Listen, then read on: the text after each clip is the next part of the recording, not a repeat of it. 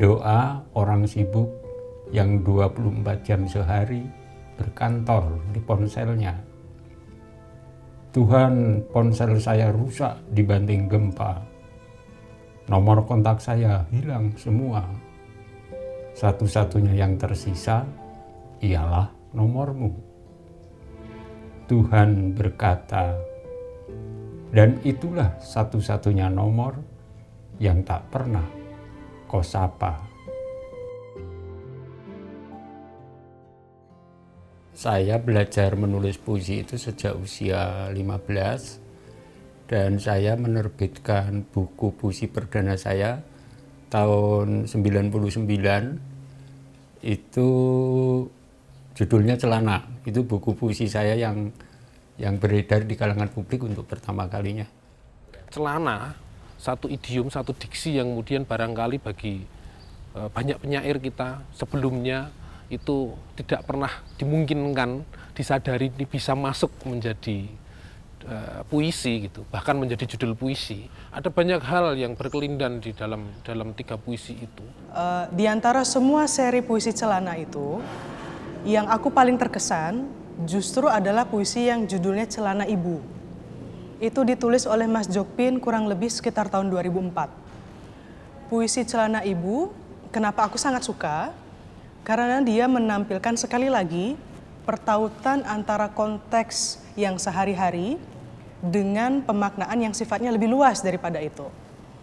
Kalau kita baca puisi Celana Ibu, itu menggambarkan peristiwa ketika Yesus akan naik ke surga setelah beliau disalibkan, begitu ya. Dan dia menulis sebuah puisi yang judulnya Maria, kurang lebih Maria memberikan celana itu kepada Yesus, dan dan Maria bertanya kepada Yesus, Paskah? Mulai dari celana ini saya menggunakan gaya naratif yang ringan, dibumbui dengan humor, ada satirnya juga. Karena saya pikir mungkin gaya semacam itu yang lebih bisa dinikmati dibanding gaya puisi lirik murni itu.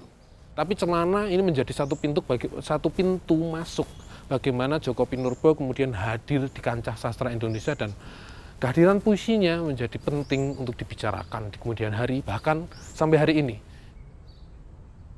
Celana. Ia ingin membeli celana baru buat pergi ke pesta, supaya tampak lebih tampan dan meyakinkan. Ia telah mencoba 100 model celana di berbagai toko busana, namun tak menemukan satu pun yang cocok untuknya. Bahkan di depan pramuniaga yang merubung dan membujuk-bujuknya, ia malah mencopot celananya sendiri dan mencampakkannya. Kalian tidak tahu ya, aku sedang mencari celana yang paling pas dan pantas buat nampang di kuburan. Lalu ia ngacir tanpa celana dan berkelana mencari kubur ibunya hanya untuk menanyakan, Ibu, kau simpan di mana celana lucu yang kupakai waktu bayi dulu? Djoko Pinurbo 1996. Nah, ini lemari ini khusus berisi dokumentasi buku-buku saya. Yang ingin saya tunjukkan ini, buku puisi saya pertama, yang tadi saya ceritakan, ini celana. Ini wajah pertama celana seperti ini. Kemudian juga saya pengen menunjukkan ini, buku tentang angkringan, Jogja. Iya, ini yang puisi tentang angkringan ada di sini. Lalu juga yang digemari anak-anak muda, ini surat kopi. Jadi puisi saya yang cuma 1 baris, Jogja terbuat dari rindu, pulang dan angkringan, itu ada di buku ini. Surat kopi, karena waktu itu di mana-mana kan muncul kafe, terutama di Jogja. Saya mengabadikannya dalam buku surat kopi. ada beberapa puisi saya, sejumlah puisi saya terbit dalam terjemahan bahasa Jerman misalnya. Misalnya ini bahasa Jerman. Lalu ada dalam bahasa Inggris, misalnya ini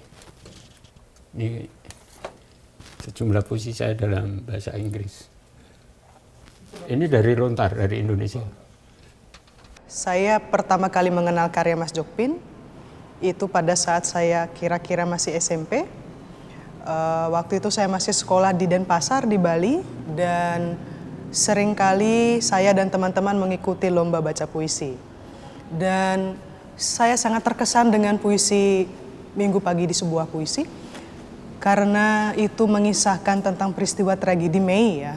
Dan itu peristiwa yang sangat traumatik, dan oleh Mas Jokpin dituturkan dengan sangat dramatik. Kisah para perempuan yang mengalami kekerasan dan pemerkosaan.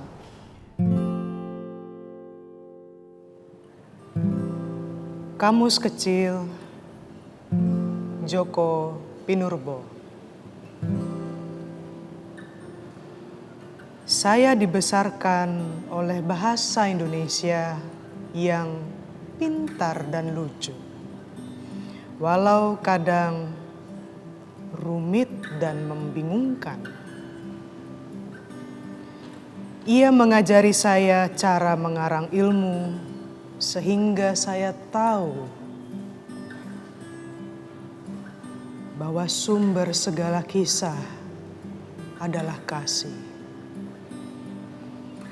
Bahwa ingin berawal dari angan, bahwa ibu tak pernah kehilangan iba, bahwa segala yang baik akan berbiak. Bahwa orang ramah tidak mudah marah. Bahwa seorang bintang harus tahan banting. Bahwa untuk menjadi gagah, kau harus gigih. Bahwa terlampau paham bisa berakibat hampa. Bahwa orang lebih takut kepada hantu ketimbang kepada Tuhan. Bahwa pemurung tidak pernah merasa gembira, sedangkan pemulung tidak pernah merasa gembira. Bahwa lidah memang pandai berdalih, bahwa cinta membuat dera berangsur reda. Bahwa orang putus asa suka memanggil asu. Bahwa amin yang terbuat dari iman menjadikan kau merasa aman.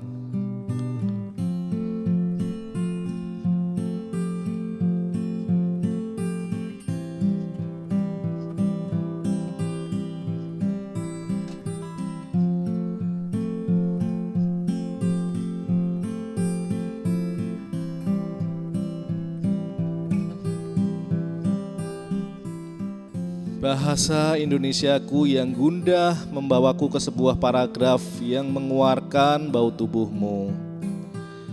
Malah merangkai kita menjadi kalimat majemuk bertingkat yang hangat di mana kau induk kalimat dan aku anak kalimat.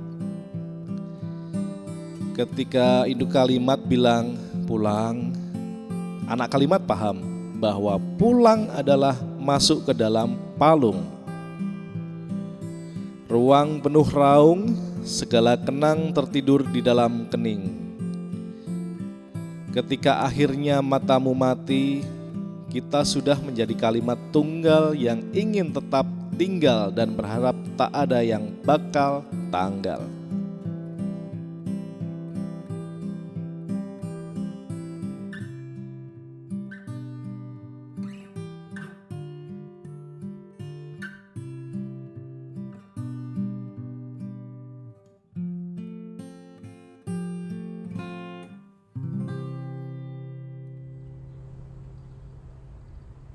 Yang bisa saya garis bawahi dari puisi Kamus Kecil karya Djoko Pinurbo adalah bahwa puisi itu kemudian mengajarkan kepada saya bahwa bahasa bukan sekadar alat ucap, melainkan alat berpikir.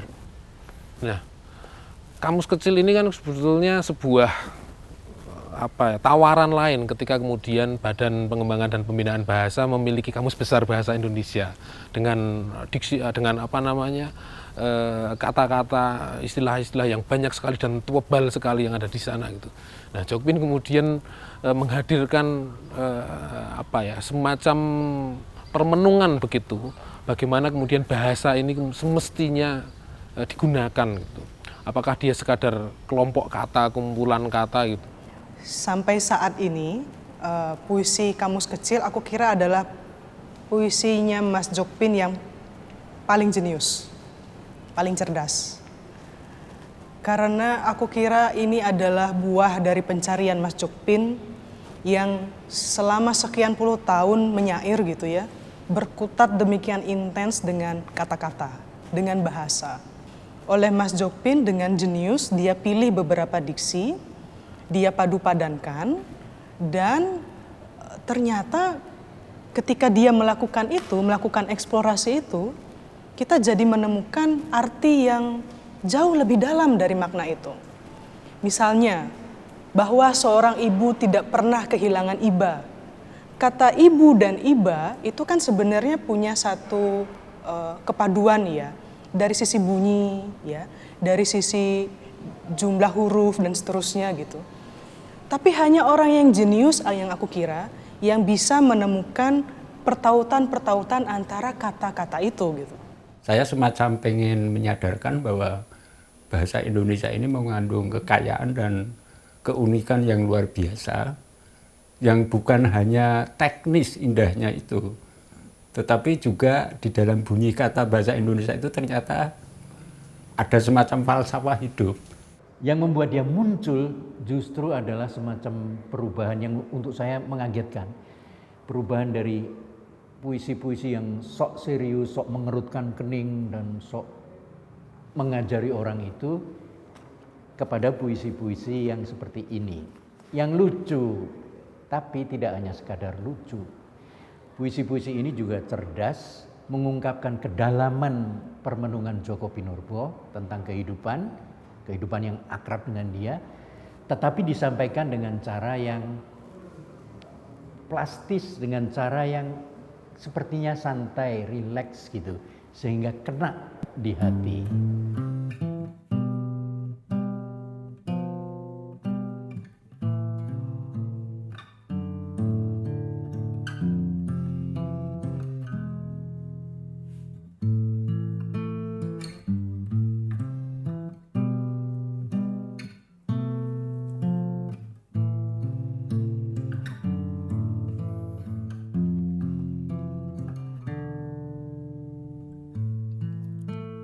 Telepon berkali-kali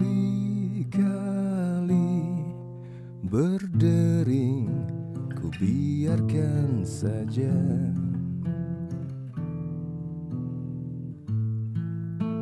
Sudah sering aku terima telepon dan bertanya,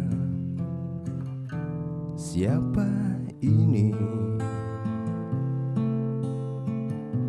Jawabnya cuma, ini siapa?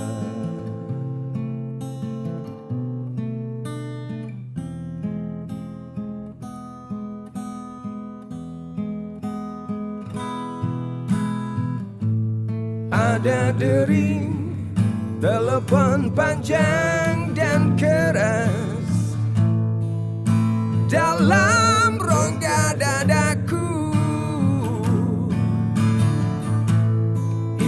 Siapa tengah malam telepon mengganggu saja. Ini Ibu nak, apa kabar? Ibu di mana? Di dalam telepon, di dalam sakitmu.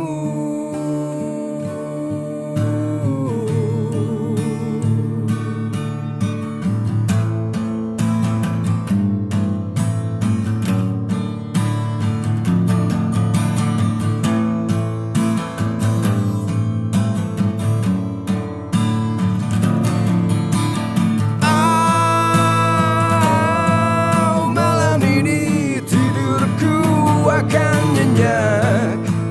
Malam ini sakitku akan nyenyak tidurnya.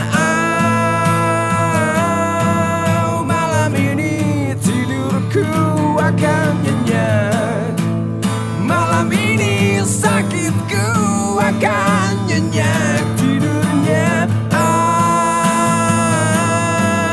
Malam ini tidurku akan nyenyak. Malam ini sakitku akan nyenyak tidurnya.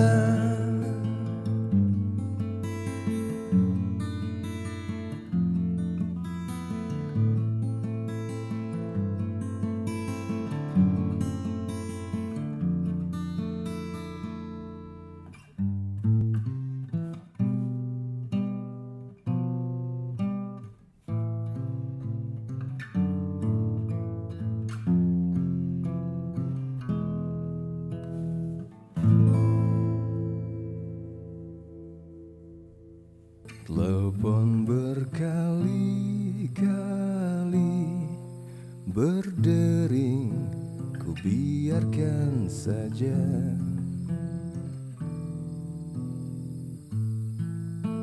Sudah sering aku terima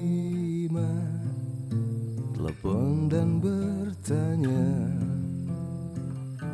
siapa ini? Jawabnya cuma ini siapa?